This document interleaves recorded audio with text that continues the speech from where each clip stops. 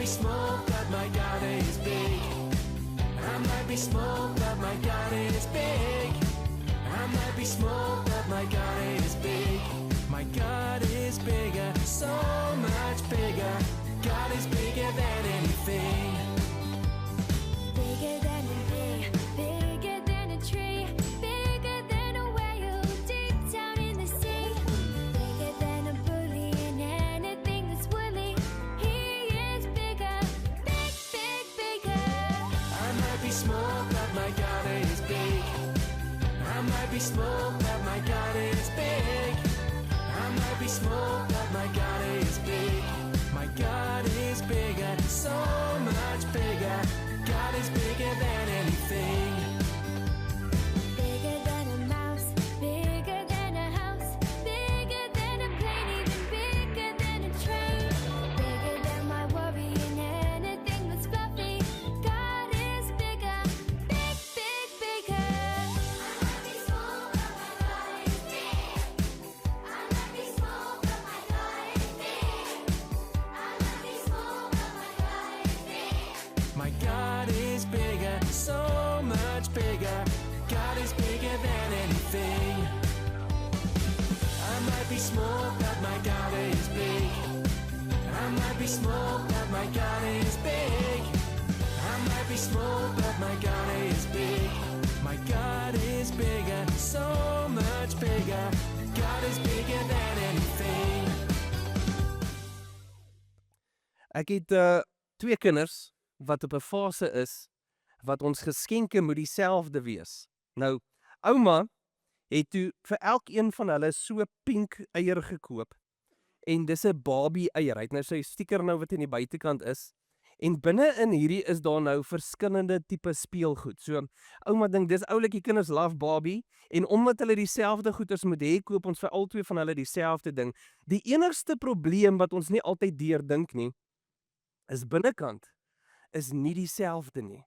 En so omdat in die binnekant nie dieselfde nie, was daar een item wat chaos veroorsaak het in ons huis. En dit was 'n slinkie. Nou as jy nie weet wat 'n slinkie nie, ek sit dit vir op die skerm.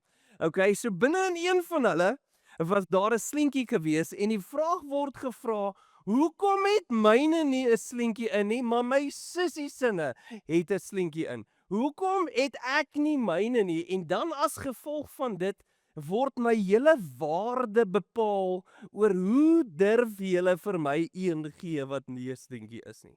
Nou niemand kan kwaadlik geneem word vir dit nie. Ouma het nie geweet wat die binnekant is nie en die ouens wat hierdie goeters maak dit so dat jy heeltyd moet teruggaan vir daai slinkie. Jy koop 16 eiers net om 2 slinkies in jou huis te hê.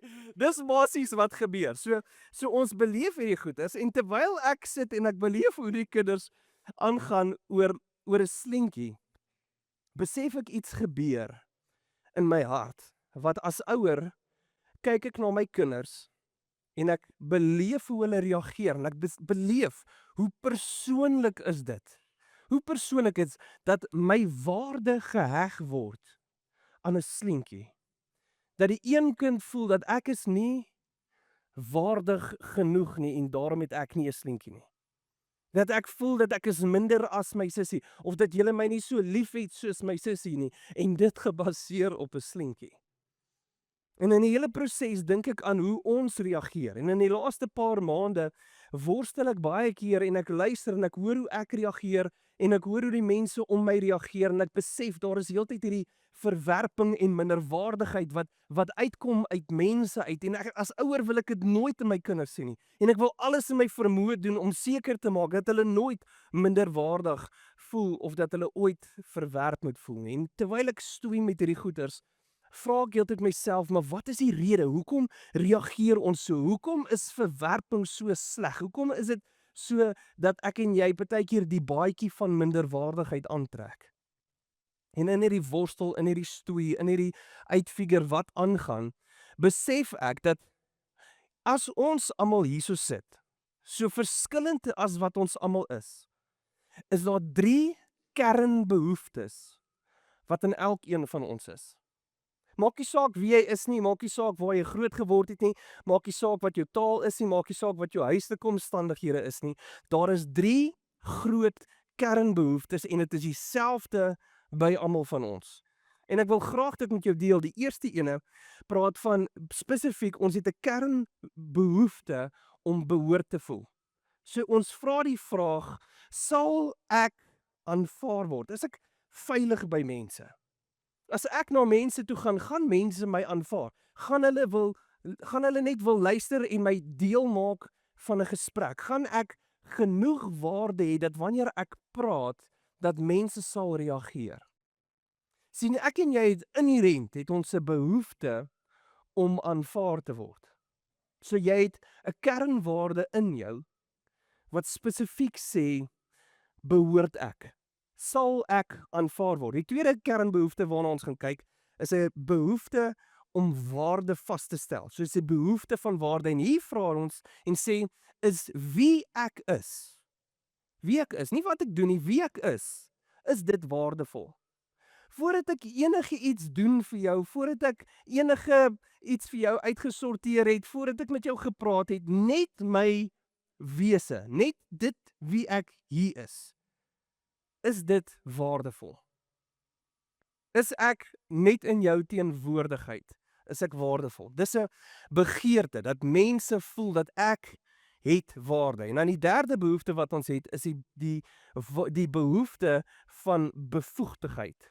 Om te kan sê, ek is bevoegd, ek het iets wat ek kan doen, en ons sê hierso, dit is wat ek doen waardevol.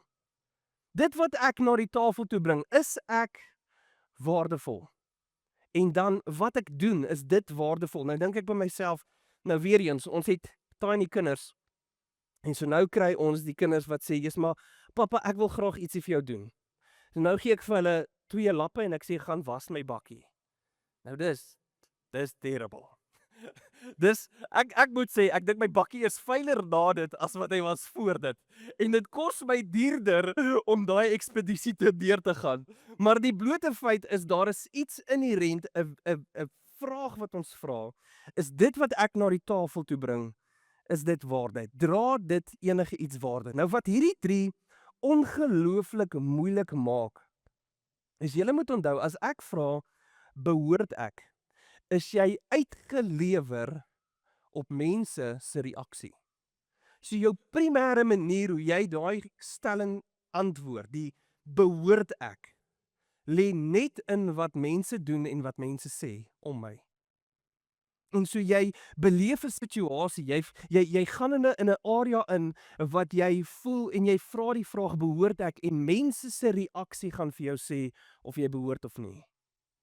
Die tweede ene, as ons praat van waarde, wie ek is, as ek net in jou teenwoordigheid is, alhoewel dit 'n interne vraag is ek absoluut uitgelewer aan mense wat vir my sê ek is waardevol of nie. Die oomblik wanneer ek na die derde ene kyk, bevoegdheid, wat ek doen, dan vra ons hierdie vraag, en hierdie vraag is weer eens uitgelewer of dit wat ek doen vir jou waarde het. Maar die enigste een tussen hierdie 3, wat ek 'n klein bietjie beheer oor het, die enigste ene wat ek 'n klein bietjie effek kan gebruik om beheer terug te vat in my hande, is bevoegdheid. Om bevoegd te wees. En so nou wat gebeur, is ek en jy gooi onsself in ons werk in. Jy doen goedes, want onthou, as kind, as jy gesê het, "Papa, kyk hoe spring ek," dan word daar vir jou hande geklap en vir jou gesê, "Jy is amazing, ag kyk net hoe oulik is jy." En as jou kind dans voor hier, dan sê jy, "Wow, jy dans so mooi." En daar word iets vir jou gesê, dat as jy iets doen, gaan ek vir jou hande klap. En soos dat jy ouer word en jy gaan kry jou eerste werk, dan begin jy agterkop, dat as ek begin werk en ek doen goed, en ek werk hard, dan tap iemand my op die skouer en sê, "Well done. Man, op skool het jy 'n top 10 gekry. Man, jy was 'n prefek gewees. Man, well done, jy het goed gedoen. Dit wat ek gedoen het, was amazing gewees. Ek heg vir jou waarde aan dit." En dan, hoe meer ek daaraan werk en hoe meer ek streef daarin, eventually, as ek in 'n posisie is waar hulle vir my baie geld gee vir dit, dan sê ek, maar omdat hulle vir my baie geld gee vir dit, beteken dit wat ek doen is waardevol. En daarom kry jy ouens wat ingenieurs is en hulle is briljant in wat hulle doen. Jy hou niks van hom as 'n mens nie, maar die waarde vir wat hy doen is ongelooflik amazing. Dis wat gebeur as ons besef dat ons is uitgelewer aan mense se opinies om hierdie 3 goeders aan te spreek. En die enigste ding wat ek kan doen is ek gooi myself in my werk in, want as ek daar goed doen, as ek my beste doen, gaan ek die resultate kry en ek gaan vervuld voel in wat ek doen. En die probleem wat ons beleef is dat die oomblik wanneer ek 65 slaan en ek moet aftree, skielik voel ek nie meer ek het waarde nie. Skielik kom ek op 'n punt van 65 jaar oud en ek voel met dit wat ek doen maak nie saak nie. Ek kan my mond oopmaak en ek kan vir mense goeie sê, maar dit beteken niks. Of skielik kom ek op 'n punt en ek besef, Here, maar ek wil graag 'n werk kry en niemand wil my aanstel nie want jy is te oud. Jy het nie meer waarde vir ons met dit wat jy vir ons bied nie. En skielik begin ons agterkom dat ons het 3 kernbehoeftes. 'n Behoefte om te behoort, 'n behoefte om waarde te hê en 'n behoefte om bevoegd te wees sodat ek iets vir iemand kan beteken. Nou daar is een stelling wat al 3 van hierdie pilare binne in jou laat wankel. Een stelling wat vernietiging bring in al 3 van hierdie areas. En hierdie een stelling word konstant vir my en vir jou gesê en hierdie is die stelling van ek is nie genoeg nie. Ek is nie genoeg nie. Hierdie stelling, die wêreld gaan konstant vir jou sê dat jy is nie genoeg nie. Dat wanneer ek in 'n situasie kom en mense moet my aanvaar en hulle doen nie, dan stap ek weg en ek sê maar ek is nie goed genoeg nie. Ek is nie goed genoeg om in te pas om aanvaar te word nie. As ek op 'n plek staan en ek voel ek wil net waarde hê en ek vind nie waarde nie, is dit omdat ek ernstig gevoel het, dan word vir my gesê ek is nie goed genoeg nie. As ek op 'n punt kom en ek doen aansoek vir 'n werk of ek wil ernstig myself bevorder en jy kry dit nie, dan sê dit vir jou dat ek is nie goed genoeg nie. En so hierdie stelling is 'n stelling wat ons almal vernietig. En as ons nou weer een teruggaan, gaan net vir my na die vorige ene toe. As ons gaan kyk na hierdie 3, dan vra ons onsself, waar spreek ons hierdie goeters die eerste keer aan? Jy vind behoort die eerste keer in jou familie. Jy word groot en die manier hoe jou ouers jou hanteer, bepaal of jy behoort of nie. En dan onthou ek, dan dink ek terug aan kere wat my maale Sondagoggend vroeg na 'n kerk toe moet gaan. En daai was die dag wat dit my verjaarsdag was. En dis 'n oggend wat ons opstaan en ons deur 'n diens gegaan het en my maat vergeet om te sê geluk met jou verjaarsdag. En ek voel maar ek behoort nie. Ek behoort nie, ek voel uit plek uit. En dis daai kere wanneer jy vir jouself gevra het, maar behoort ek in hierdie familie? Behoort ek nie dalk in 'n ander familie nie? Kom ek nie dalk van 'n ander plek af nie? Daar's 'n inherente begeerte wat jy moet behoort. En soos as jy ouer word, dan spreek hierdie behoefte moet aangespreek word in jou huwelik.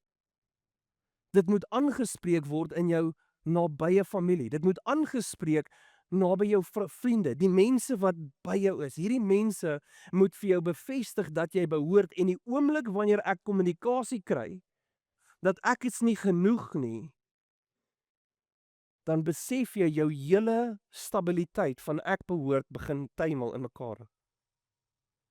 Dan as ek en jy gaan kyk na waarde, is wie ek is genoeg. Hierdie spreek ons gewoonlik aan in sosiale groepe. Dis by die skool, dis by die kerk, dis by die braai, dis by die plekke waar ek by mekaar kom en ek word in 'n plek gesit saam met vreemde mense wat my nie ken nie.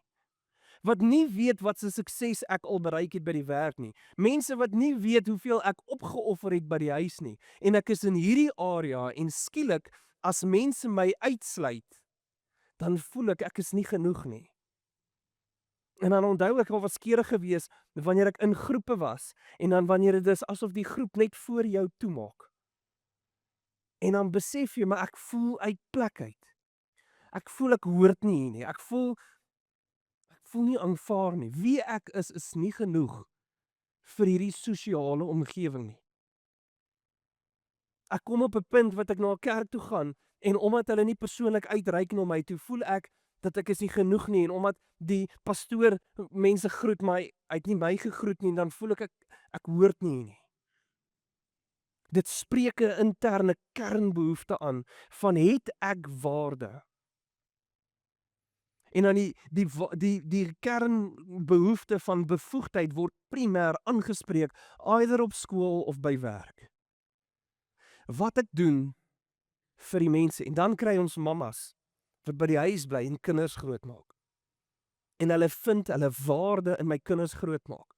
En as daai kinders ondankbaar is, as daai man verbykyk na alles wat ek doen, as ek by die huis kom na 'n lang dag se werk en sweet en die konflik by die werk en ek kom by die huis en almal neem aan maar dis vanselfsprekend, dan vra ek myself, maar wat is die waarde van dit wat ek doen vir jou? Ons het 3 kernbehoeftes wat ons het en dit word primêr gewankel gemaak. Dit knak onder ek is nie genoeg nie. En die oomblik wanneer ons ek is nie genoeg in een van hierdie stellings maak, dan word die ek is nie genoeg nie, die behoort word ek word nie aanvaar nie. Die stelling van wie ek is, het nie waarde nie. Bevoegdheid, dit wat ek doen, het nie waarde nie. En dit is wat gewoonlik aangespreek word in ons lewens. Ons sit en ons beleef hierdie goeders. Nou besef ons het 3 kernbehoeftes. En hierdie 3 kernbehoeftes wankel met die stelling ek is nie genoeg nie. En nou hierso is wat ons almal anders te maak. So alhoewel ons almal dieselfde behoefte het en dieselfde stelling wat jou laat wankel en my laat wankel, is hier die reaksie wat ons doen en die reaksie wat ons doen teenoor hierdie stelling, ek is nie genoeg nie, lyk anders vir elkeen van ons. En daar is 3 primêre reaksies wat jy kan hê teenoor hierdie stelling. En ek sit dit vir jou op die skerm. Die eerste aksie is daar is mense wat oorpresteer. So jy vat hierdie stelling, ek is nie genoeg nie, en jy beweeg teen hierdie stelling. En jy sê die wêreld sê vir my ek is nie goed genoeg nie, ek sal wys ek is goed genoeg. En of jy daai stelling vir jouself wil wys en of jy daai stelling vir die wêreld wil wys, die stelling is ek oorpresteer en ek sal vir julle wys ek is genoeg.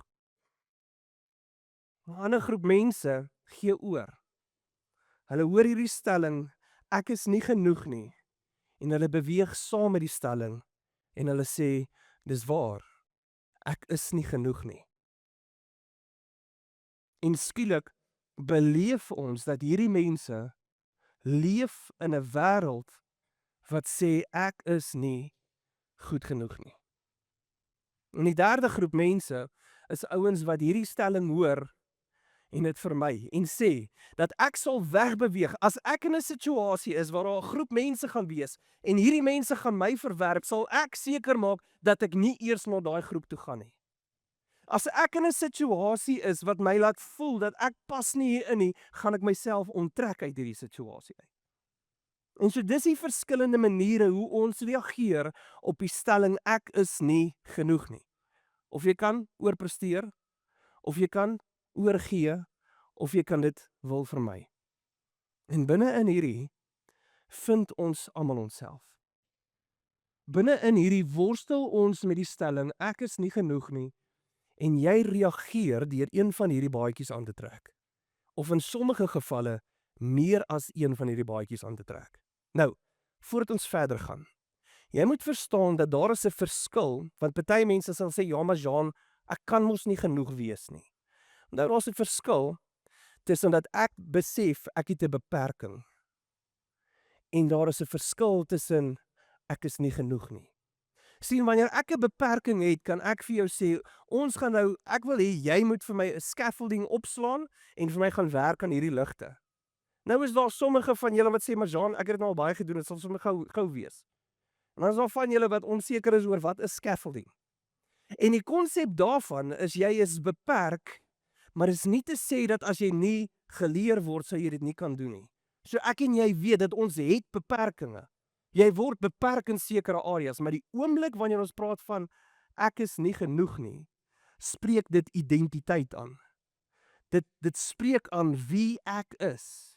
En my reaksie teenoor dit is either ek gaan oorpresteer of ek gaan oorgee of ek gaan vermy. Nou kom ons begin net eers met die eerste een, oorpresteer.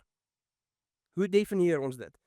Hulle reageer gewoonlik soos volg. Hulle word gewoonlik hoogmoedig, hulle beheer gewoonlik maklik, hulle raak onafhanklik en dit is daai onafhanklik, ek sal dit self doen.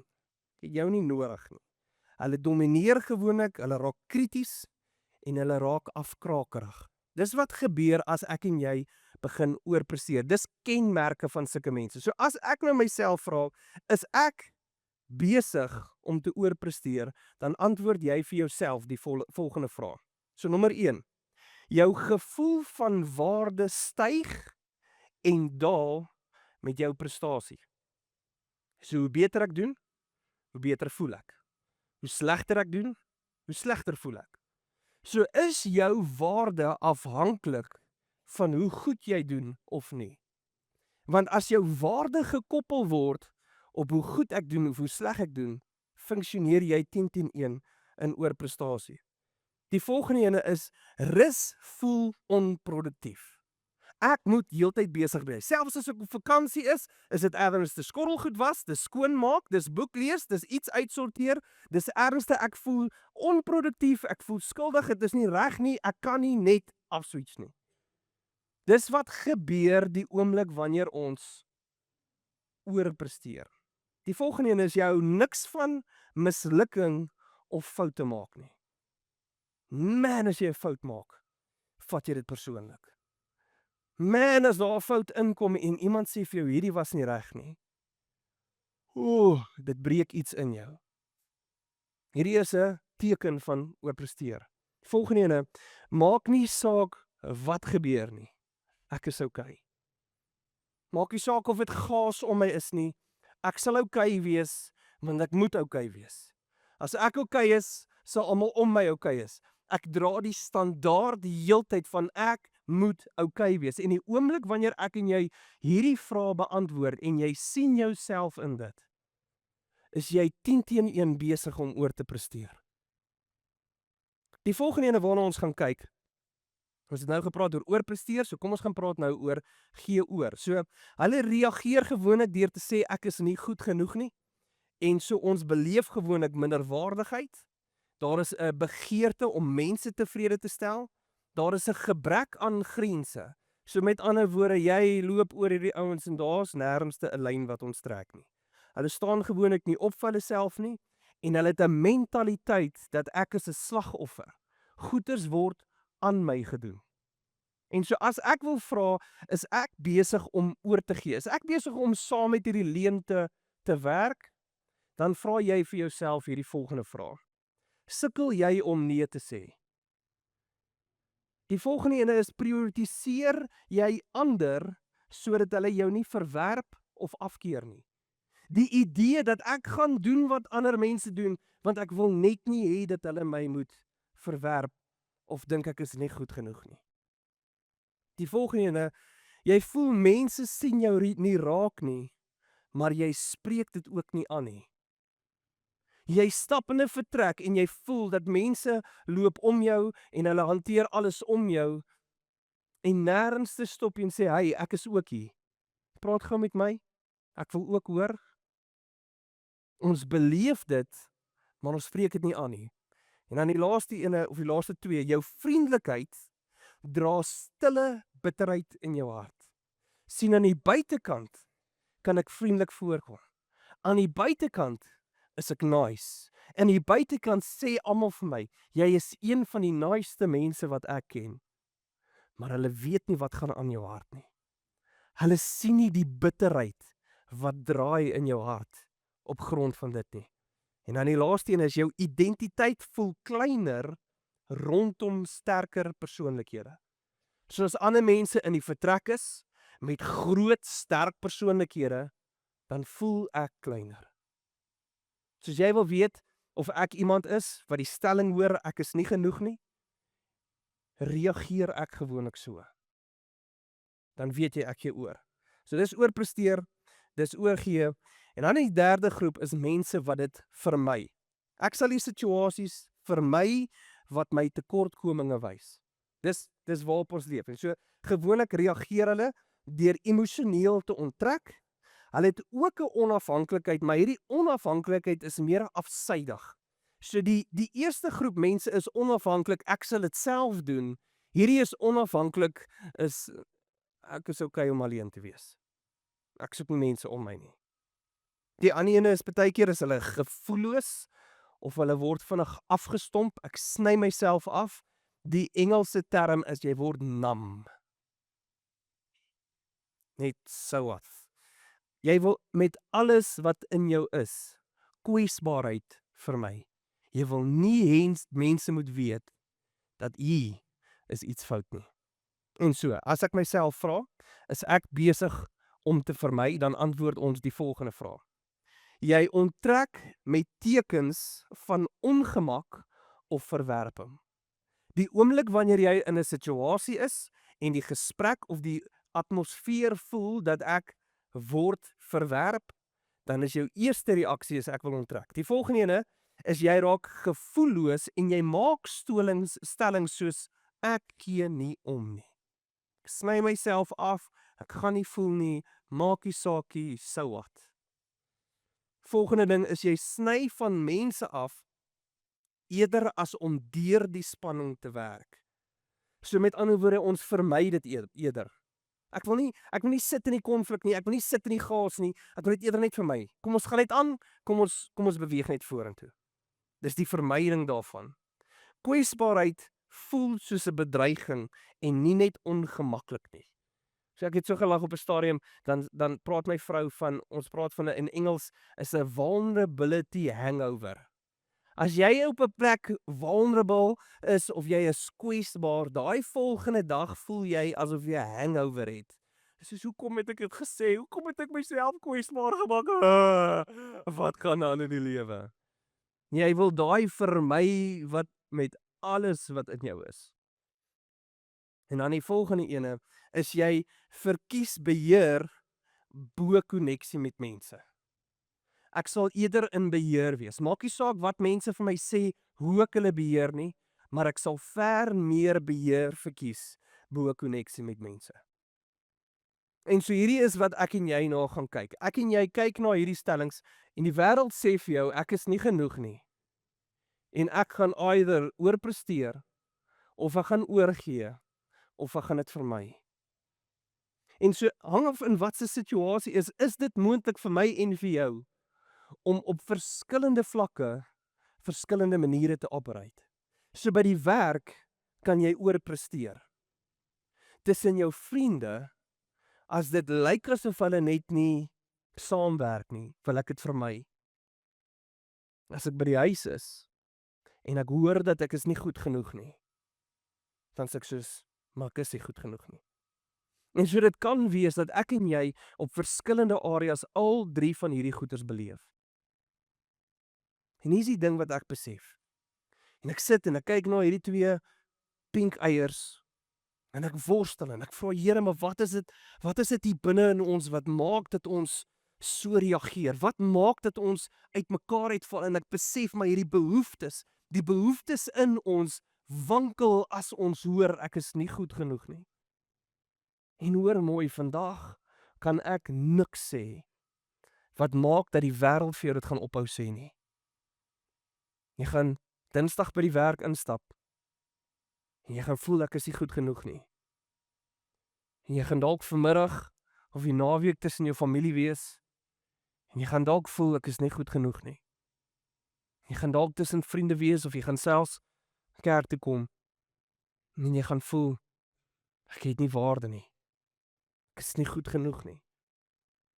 En ek besef met alles in my, soveel soos dat ek dit wil keer in my kinders se lewe, so hard as wat ek wil werk om dit te doen, kan ons niks doen om dit te keer nie. Wat ek wel in hierdie proses bewus raak van, is ek besef hoe groot rol ek speel in wat ek doen in ander mense se lewens. En hierso is nou Jean, wat hou daarvan om sekere goeders te vermy. Ek haat dit om kwesbaar te wees. En dan besef ek baie keer hoe my aksies 'n effek het op mense wat nie meer wil kerk toe kom nie. Hier is julle en dit breek my. Dit breek my om op 'n plek te wees dat ek besef dat ek het vir iemand gekommunikeer dat jy het nie genoeg waarde nie.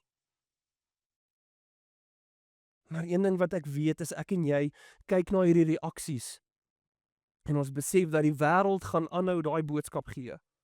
En hy gaan vir jou wond met daai. Hy gaan konstant vir jou besig. Jou hele kernwaardes wat binne in jou is, gaan hy begin uitmekaar uitskeer en ek kan niks doen om daai te verander nie. En om jou reaksie te probeer verander is ongelooflik moeilik, want onthou, 'n reaksie, jy dink nie hoe jy optree nie.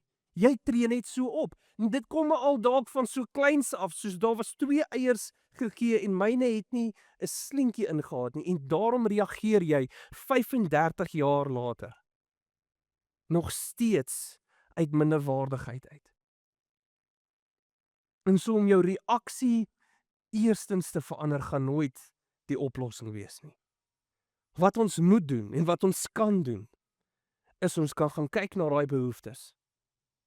Sien, want hier is ons behoeftes. Jy het 'n behoefte om te behoort.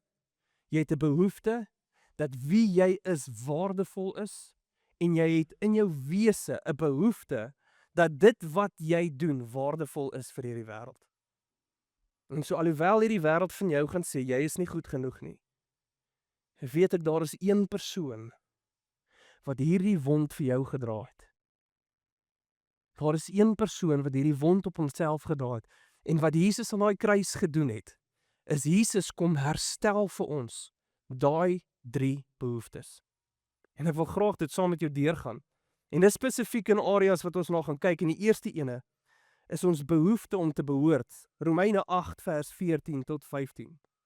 Almal wat die Gees van God deurgelei word, hulle is kinders van God.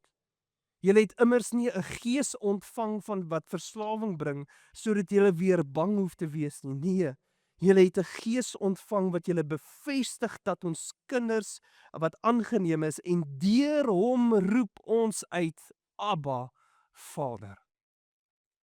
Weet jy wat, Jesus sterf aan daai kruis, sodat jy kan behoort. En jy het dalk groot geword in 'n huis, waar jou ouers jou nie laat voel het dat jy behoort nie. Jy het dalk tussen vriende groot geword, wat jou dalk uitgesluit het. Ek weet nie wat het gemaak dat jy op jou behoortfase voel dat ek pas nie in nie. Maar een ding wat ek vir jou kan sê, is toe Jesus aan daai kruis sterf, toe maak hy dit vir jou moontlik om te behoort. Jy word aangeneem as kind. Dan is daar van ons wat sê, maar Jean, jy het nie 'n idee wie ek is nie. Jy sê vir my ek behoort, maar jy weet nie wie ek is nie. Jy weet nie wat ek gedoen het nie. Jy het nie 'n cooking clue wat aangaan in my lewe nie. Jy weet nie wat gaan aan in my hart nie. Die tweede behoefte is wie jy is waardevol. Romeine 5 vers 6. Hy sê toe ons nog magteloos was, het Christus immers op die regte tyd vir die goddeloses gesterf. Toe jy goddeloos was, op jou slegste, het Jesus vir jou gesterf. Vers 8. God bewys egter sy liefde vir ons daarin, dat Christus vir ons gesterf het, toe ons nog sondaars was. Maak nie saak wat in jou verlede aangaan nie. Maak nie saak wat jy heiliglik voel oor jouself nie. Jou waarde was genoeg gewees dat Jesus aan 'n kruis sterf vir jou, vir my. Nie net dat ek moet behoort en as kind moet wees, maar ernstig soos 'n weeskind in die hoek moet sit, soos jy dalk groot geword het nie. Nee, in jou slegste tyd het hy sy liefde gewys vir jou. In jou tyd wat jy die meeste useless gevoel het hy sy liefde aan jou bewys, sodat die begeerte om waardevol te wees aangespreek kan word. En dan die derde ene is my waarde van dit wat ek doen. Is dit waardevol? 2 Korintiërs 3 vers 4 tot 5. Hy sê die volgende: So 'n vertroue op God het ons deur Christus. Nie dat hy ons uit onsself bekwam is om te reken dat ons iets uit onsself kan doen nie. Nee, ons bekwaamheid kom van God af. Die een wat jou in homself ontferm het. Die een wat jou deel gemaak het as sy kind, is die een wat jou bekwaam maak. Efesiërs 2 vers 10. Want ons is God se handewerk. Hy het ons in ons eenheidsband met Jesus Christus so gemaak, dat ons die goeie werke wat hy vir ons bestem het, kan uitleef. Jesus het jou deel gemaak, het jou ingetrek, hy het jou deel van homself gemaak, en in dit het hy jou bekwaam gemaak, en vir jou sekere goedes in jou hand gegee, sodat jy die goeie werke waarvoor hy jou bestem het, sal kan uitleef. Hier sien julle, daar is iets in ons wat verander. As ons besef dat die wêreld hier buitekant sê konstant vir jou, ek is nie genoeg nie. En Sondag na Sondag na Sondag na Sondag wil ons julle probeer herinner dat moenie jou identiteit gaan vind in die wêreld nie. Moenie dat die wêreld vir jou sê dat jy is nie goed genoeg nie, want Jesus verander dit. Jesus is die ene wat alles in jou lewe kan omswaai. En dan vra ons hoe? En dan sê ek vir jou, as Jesus se teenwoordigheid verander alles. In Johannes 6 lees ons 'n storie. En hierdie selfde storie lees jy ook in Matteus 14. Nou in Matteus 14 gebeur dit, en dieselfde in Johannes 6, is Jesus voer 5000 mense, met 5 broodjies en 2 visse. En net na hierdie situasie gebeur het, klim die disippels in die boot, en hulle roei weg. En dan begin daar 'n storm opkom. Nou Matteus, wanneer hy daai storie oor vertel, en vertel hy vir ons die hele storie van Petrus wat uit die water uitgeklim het en na Jesus toe gegaan het en toe begin sink het, en dit was rof gewees. Jare later, skryf Johannes, en hy skryf dieselfde storie. En hy los al daai details uit. Hy los alles uit. En al wat hy wil hê jy moet bewus wees van, is die teenwoordigheid van Jesus. As jy Bybel het, maak Johannes 6 vir my oop. Johannes 6, en lees ons daai selfde storie, en hy lees net soveel anderste. Dis kort, is 'n paar verse, 5 verse, vertel daai hele storie uit Johannes se perspektief uit. Johannes 6 vers 16. Toe dit skemeraand geword het, het Jesus se disippels na die meer toe gegaan, in 'n boot geklim, en na die oorkant van die meer, na Kapernaum toe begin vaar. Dit was al donker, maar Jesus het nog nie by hulle aangesluit nie.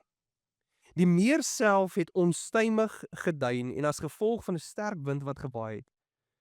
Toe hulle ongeveer 5 of 6 kilometer weggeroei het, sien hulle Jesus op die water loop tot naby aan die boot, en hulle het vrees bevange geword. In ons studie van Johannes het ons gepraat oor die tipe winde wat gemaak het dat daai golwe opkom, dat dit lyk soos 'n see se water wat hierdie ouens skommel. En hierdie ouens is nie net vreesbevange van die storm wat om hulle is nie, maar in hierdie storm sien hulle iemand loop op die water, en dan weet ons, Matteus sê vir ons, dat hierdie ouens dink is 'n spook. En Johannes kom en hy praat van hierdie vreesbevangenheid, en dan sê hy vers 20, Jesus sê egter vir hulle, dit is ek, hou op bang wees. En hulle was gretig om hom in die skei te neem, en die boot het onmiddellik by die oewer aangekom, waarheen hulle gevaar het. Niks anders te nie. Hy sê vir hulle, hou op bang wees, ek is by julle. Hoor mooi, die wêreld gaan vir jou sê, ek is nie goed genoeg nie. Maar as Jesus in jou lewe inkom, dan sê hy vir jou, hou op bang wees. Hou op bang wees. Storm woed om jou, is chaos, niks maak sin nie. Ek voel verwerp, ek voel minderwaardig, ek voel ek moet presteer, ek voel ek wil net ingee en net sê ek is sleg en ek kan nie hierdie wêreld face nie, ek wil alles vir my, wat maak nie saak wat gebeur nie, al wat Jesus vir jou kom en hy vir jou sê, moenie bang wees nie. Hy is by jou. Hy verander ons identiteit. Hy is die ene wat behoeftes aanspreek in ons harte. Hy is die een wat maak dat ek voel ek behoort. Hy is die een wat vir my waarde gee, selfs in daai kere, wanneer ek dink, Here, ek kan ongelooflik nie dink, hoe het ek alweer so aangejaag nie. Dan vind jy weer waarde in wie hy glo jy is. Man, en ons iets wat lewendig word, as jy leef in die doel waarvoor hy jou gemaak het.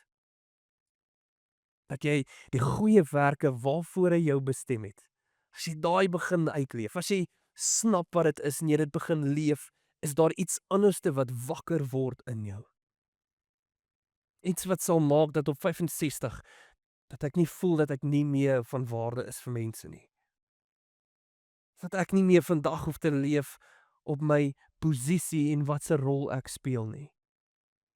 Maar dat ek rus en dat die waarde wat ek bring is vir God en tot ewigheid. Dis wie Jesus is vir my en vir jou. In die oomblik wanneer Jesus daai behoeftes aanspreek, die oomblik wanneer hy aanspreek dat jy behoort, dat jy waarde het en dat wat jy doen 'n funksionele effek het op sy koninkryk. Die oomblik wanneer ons daai behoeftes aanspreek, dan verander jou reaksie outomaties. En dan lyk dit soos volg. Jy gaan nie meer oorpresteer wat sê dat ek gaan bewys dat ek is goed genoeg nie. Dit word integrasie, dat ek kan groei en bou en goed doen. En so dan gebeur die volgende. Jy kan goed presteer en jou waarde losmaak van die uitkoms.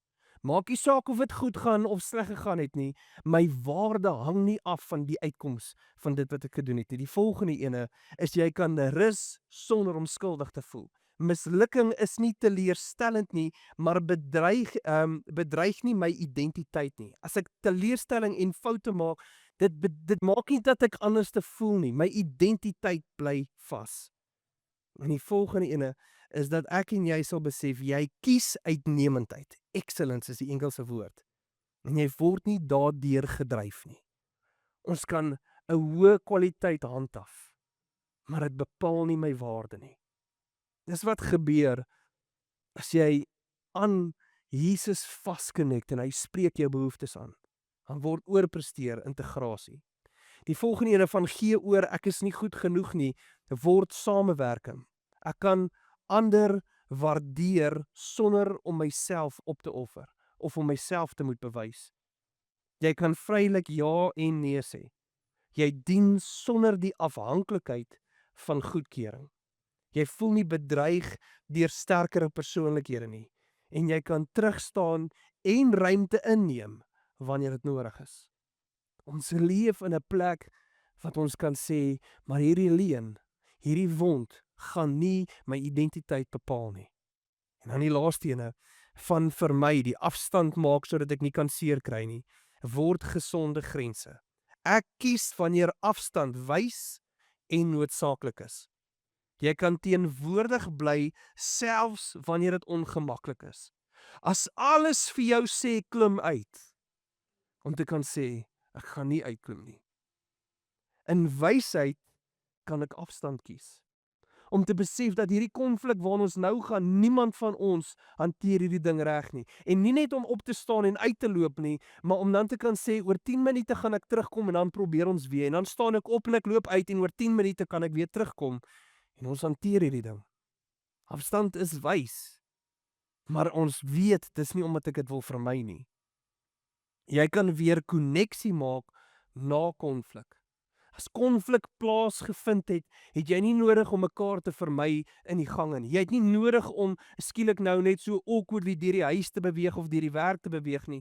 Nee, na ons gefight het, na die konflik gebeur het, kan ons weer koneksie maak en ons kan weer sê, "Hey, hoe gaan dit met jou ouma?"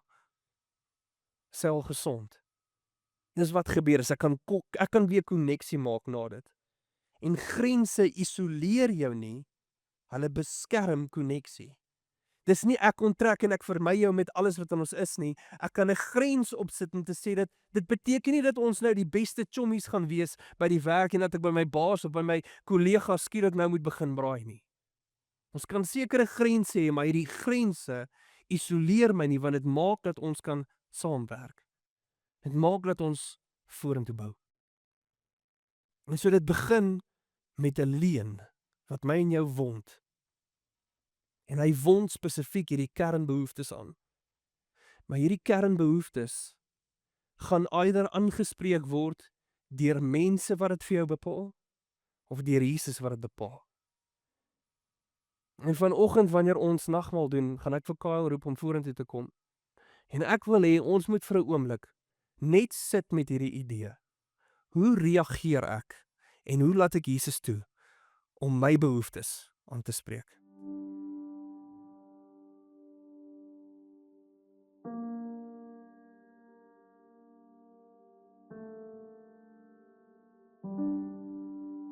Dear Jesus, who do you think you are?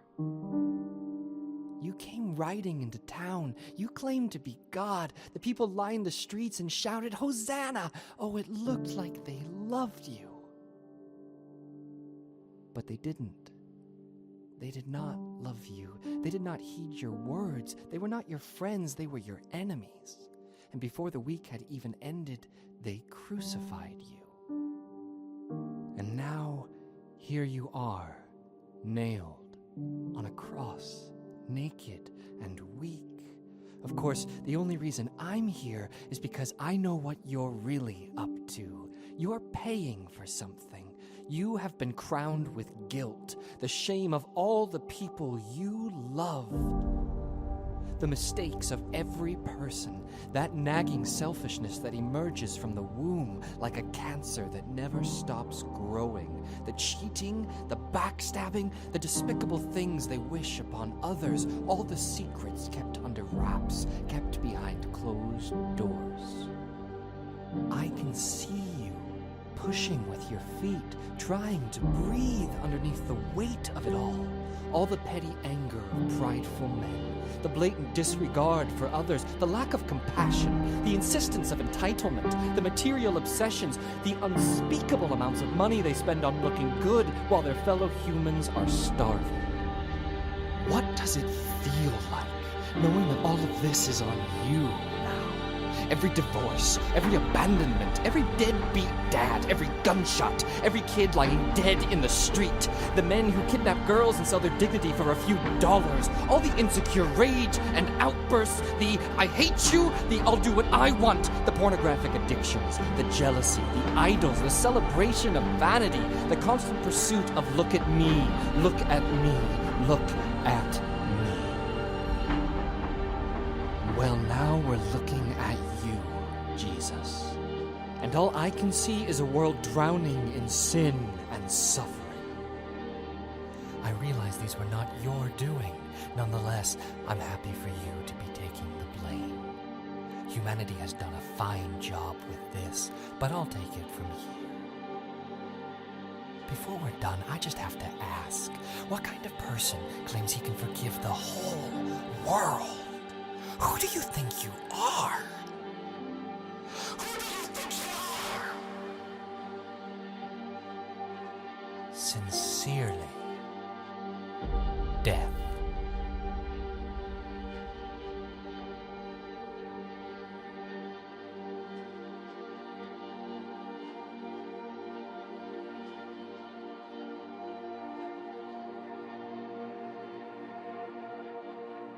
Dear Death, I got your letter. My apologies for it taking a few days to write back. I had some important work to finish. I know you weren't expecting me to reply, but I'm always eager to provide the answer to a good question. Who do I think I am? I'll tell you who I am. I am the eternity before history. I am the potter who spun the galaxies. I am the spirit over the deep, and the one who tells mountains to migrate. I am the cloud of day, the fire of night. I am the co-conspirator behind the scandal of grace. I am the keeper of the books.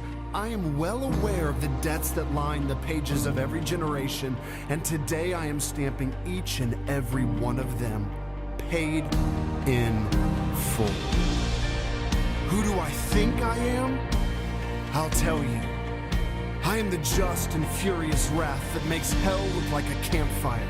And I am the towering wave of mercy that can quench its thirsty flame. I am the billowing storm of love that sits on every horizon. And my goodness rains down on both the wicked and the righteous. I am the redeemer of wasted years. I am the welcome home to every prodigal son. I am the voice in the ear of every young girl whispering, I created you, and you were created beautiful. I am faithful even to the faithless. My name is salvation. My name is power, even power over you. Do you really want to know who I am? I am the foot on your head. I am the spear in your side. I am the one author of this story. I am the one holding the pen, and I will blot you out with a single stroke of my hand. I will have the last word because I am the Word. And death, I am here to give you a word. On Friday, you weren't attending my funeral. You were attending yours. The nails in my hand will be the ones in your coffin. And just to be clear, I was not a victim of human plans, and I was certainly never a slave to you. I am the victor. I am the master. I am the one who sets the captives free. And not only have I broken your grip on me, but I will pry your fingers from all who call my name. You are done. You are powerless. Your work is null and void. Pack up your bags. Go and tell your friends. It is finished.